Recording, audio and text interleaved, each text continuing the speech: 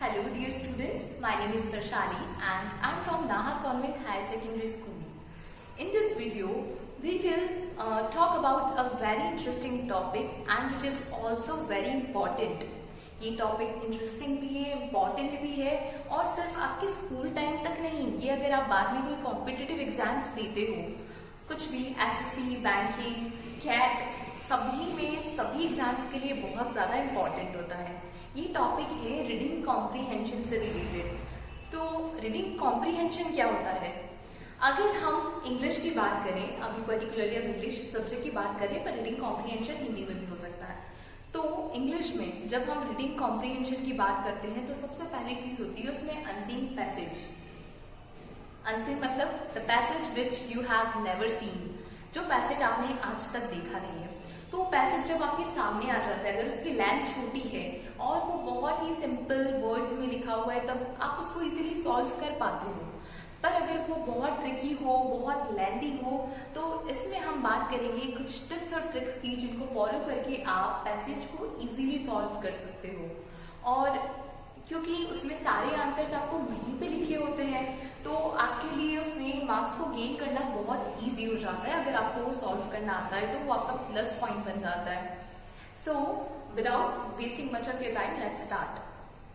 First tip है, don't emphasise on ट्राइबलिटीज। मतलब कि जो छोटी छोटी इंफॉर्मेशन है, बहुत ही बारीक बारीक इंफॉर्मेशन है, उस पर ध्यान देने की जरूरत नहीं है।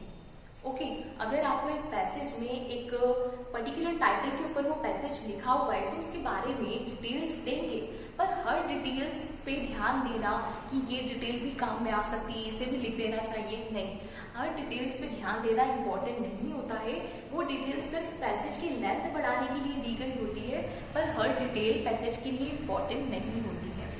सेकेंड हमारा पॉइंट है, डू नॉट मेमोराइज। याद मत करो। अगर उनको आप जो भी पैसेज आपसे पूछ रहे हैं या जिस भी एग्जाम में पूछा गया है, अगर उनको आपकी लर्निंग कैपेसिटी चेक करनी होती तो वो आपको पूरा पैसेज देते ही नहीं। ओके, वो आपकी लर्निंग कैपेसिटी आपके आंसर्स में देख लेते हैं। अभी क्या देखना होता है रीडिंग कॉम्प्रिहेंशन में, आप कितना अच्छे से उस पैसेज को समझ पाते हो, आपकी जो अंडरस्टैंडिंग स्किल्स है वो कितनी अच्छी, आपके रिफ्लेक्सेस कितने अच्छे कि आप जैसे ही आप उस चीज को पढ़ते हो और आप उसके आंसर्स को ढूंढ पाते हो, बता पाते हो। तो यहाँ पे आपको पूरे पैसेज को याद करने की जरूरत बिल्कुल भी नहीं है। थर्ड पॉइंट है, do not need to more emphasize on vocabulary. Vocabulary का पता होना अच्छी बात है, जरूरी ही है, पर आपको शेक्सपियर नहीं बनना है कि आपको एक एक वर्ड पता होना चाहिए, एक एक डिफिकल्ट वर्ड पता होना चाहिए। क्योंकि पैसेज में क्या होता है कि अगर एक डिफिकल्ट वोकैबुलरी आ भी गई, कुछ ऐसा वर्ड आ भी गया और आपको उसका मीनिंग नहीं पता है, तब भी आप उसे सॉल्व कर सकते हैं। क्योंकि जब वो सेंटेंस में लिखा होता है, तब आप सेंटेंस को पढ़कर, उसका प्रीवियस सेंटेंस पढ़कर, उसका नेक्स्ट सेंटेंस पढ़कर उसका मीनिंग इजीली ग्रैस्प कर पाते हो। तो हर एक वोकैबुलरी का पता होना जरूरी नहीं है। फोर्थ पॉइंट है, डू नॉट थिंक कि किसी भी पैसेज का कोई भी आंसर कहीं बाहर से आया होगा।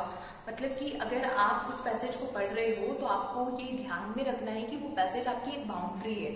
अगर आपको उसका कोई भी आंसर चाहिए तो आपको उसके अंदर से ही निकालना है। आप अपनी इमेजिनेशन यूज करके कहीं बाहर से कोई आंसर लेकर नहीं आ सकते हो कि ये आंसर भी तो हो सकता है, नहीं। अगर आप पैसेज सॉल्व कर रहे हो और उन्होंने आपको पैसेज दिया है पूरा लिखकर, मतलब कि उन्होंने आपकी एक बाउंड्री, एक इमेजिनेशन की, एक थॉट्स की बाउंड्री डिफाइन कर दी है, आपको उसी को यूज करना है। आपको अपनी मर्जी से चीजें बाहर से लेकर नहीं आनी कि नहीं ये भी पॉसिबल है, ये भी पॉसिबिलिटी है, ऐसा भी हो सकता है, या हम ऐसा सोचते हैं। यहाँ पर जब पैसेज है तब हम अलग एंटिटी हैं और पैसेज जो दिया गया है, जिसने वो पैसेज लिखा है, वो अलग एंटिटी है। हमको उनके थॉट के अकॉर्डिंग अपने थॉट्स को फ्रेम करना होगा। हम अपने थॉट्स के अकॉर्डिंग पैसेज को चेंज नहीं कर सकते हैं। सेकेंड, नेक्स्ट चीज ये है कि आप ट्रिगर्ड वर्ड्स में फंसो मत। मतलब do not rely over trigger words. ऐसे वर्ड्स होते हैं जैसे कि एक पैराग्राफ स्टार्ट हुआ स्पोर्ट्स की इम्पोर्टेंस से, फिर आपको उसमें बीच में वर्ड्स आ गए बट, हाउएवर, मतलब कि किंतु परंतु वाले वर्ड्स, तो आपको उस पर अटकना नहीं है कि वो वर्ड्स आ गए तो अब चेंज हो गया है, नहीं, वो आपको दोनों सिनेरियो बताने की कोशिश कर रहे हैं। तो आपको उन वर्ड्स को देखकर कंफ्यूज नहीं होना कि नहीं, इन्होंने तो सिचुएशन ही चेंज कर दी है। आपको पूरे पैसेज को प्रॉपरली पढ़ना है। नेक्स्ट चीज, फर्स्ट पैराग्राफ और लास्ट पैराग्राफ को ज्यादा ध्यान देकर पढ़ना होता है।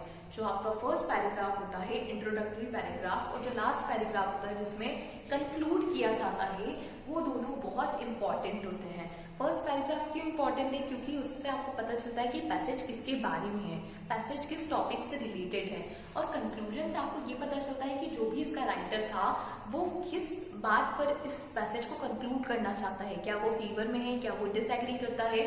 तो फर्स्ट पैराग्राफ और लास्ट पैराग्राफ हमको ज्यादा अटेंटिव होकर पढ़ने पड़ते हैं। अब नेक्स्ट चीज जिससे शायद कुछ लोग एग्री करें या कुछ लोग नहीं करें, हमें पैसेज बाद में पढ़ना चाहिए। Do not read the passage first. आपको पहले उसकी क्वेश्चंस पढ़ लेने चाहिए। अगर आपको उसको बहुत अच्छे से सॉल्व करना है तो आपको क्या करना चाहिए, आपको पहले उसके क्वेश्चंस पढ़ लेने चाहिए। अगर आप एक क्वेश्चंस का क्विक ओवरव्यू ले लोगे तो उससे आपको पता चल जाएगा कि पैसेज किस बारे में है, उसमें क्या वर्ड्स हैं, और जब आप उस पैसेज को पढ़ोगे तो आपके माइंड में क्वेश्चंस रहेंगे। तो जब उस क्वेश्चन से रिलेटेड कोई वर्ड आपको दिखाई देगा तो आप उस पर ज्यादा स्ट्रेस दे पाओगे। ओके, आप उसे ज्यादा अच्छे से समझ पाओगे कि नहीं, ये हमारे क्वेश्चन से रिलेटेड हमें कुछ दिखाई दे रहा है, इसको हमको ज्यादा ध्यान से पढ़ना है। नेक्स्ट चीज, आपको अगर ऐसे कोई इन्फॉर्मेशन, सपोज एक पैराग्राफ है पूरा गांधी जी के बारे में, तो उसमें से सारी चीजें सेंटेंस के फॉर्म में तो वहां पे लिखी हुई है। तो जब आपने क्वेश्चंस रीड कर लिए, जब आप अब पैसेज रीड कर रहे हो, तो उसमें जो इम्पोर्टेंट चीज होती है, जैसे गांधी जी का नेम हो गया मोहनदास करमचंद गांधी, तो आपने उससे लिख लिया एक जगह। फिर उनका बर्थ कब हुआ था, तो 2 अक्टूबर 1869, आपने उसको एक जगह लिख लिया। फिर कहाँ पर हुआ था, पोरबंदर गुजरात, उसको ऐसे वर्ड्स को जब आप कर लोगे, एक समरी बना लोगे, तो अगर वो बहुत लंबा पैसेज है तो आपको पैसेज बार बार नहीं पढ़ना पड़ेगा। अगर आप उस क्वेश्चंस को देखोगे तो आपको आंसर्स आपकी समरी में से ही मिल जाएंगे। मतलब कि आप टाइम सेव कर पाओगे, आपको बार बार टाइम वेस्ट नहीं करना होगा पूरा पूरा पैसेज रीड करने में। एंड लास्ट थिंग कि हमें पूरे पैसेज को पढ़ते हुए, सॉल्व करते हुए अटेंटिव रहना होगा। ऐसा इसलिए क्योंकि ये वो चीज है कि जिसके आंसर्स आपको पैसेज में से ही मिलने हैं, आपको कहीं बाहर से कोई आंसर नहीं लेकर आना है। तो बिल्कुल इतना इजी तो आपको कोई भी राइटर देगा नहीं कि आप उस चीज को आसानी से कर पाओ, आंसर्स आपके सामने हैं। वो कहीं ना कहीं उसमें थोड़ी ट्विस्ट एंड टर्न्स लेकर आते हैं। तो हमको अटेंटिव रहना होता है कि हमारे सामने जब आंसर्स लिखे हैं और जहाँ भी ट्विस्ट और टर्न्स भी है, तो हम उनमें जाकर ट्रैप ना हो जाए। हम उस पूरे पैसेज को रीड करते हुए बहुत ही अटेंटिव रहना है। So this is all about reading comprehension. I hope आप इन पॉइंट्स पे फोकस करोगे और इसको सबको समझने के बाद, इनको माइंड में रखने के बाद आपको अनसीन पैसेजेस बहुत इजी लगेंगे। आपको बिल्कुल डिफिकल्ट नहीं लगेगा उनको सॉल्व करना, चाहे वो छोटे छोटे पैसेजेस हो या फिर वो कोई लेंथी पैसेजेस हो। Thank you so much.